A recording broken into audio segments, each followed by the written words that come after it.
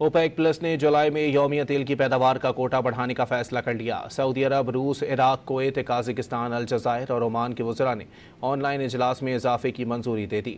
فیصلے کے مطابق تیل کی پیداوار کے کوٹے میں 1,88,000 بیرل یومیہ اضافہ کیا جائے گا۔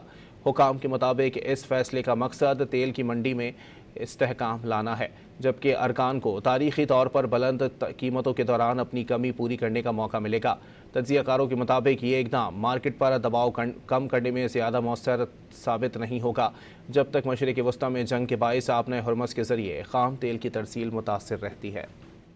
اوپیک پلس نے جولائی میں یومیہ تیل کی پیداوار کا کوٹا بڑھانے کا فیصلہ کر لیا۔ سعودی عرب، روس، عراق، کویت، قازقستان، الجزائر اور عمان کے وزراء نے آن لائن اجلاس میں اضافے کی منظوری دے دی۔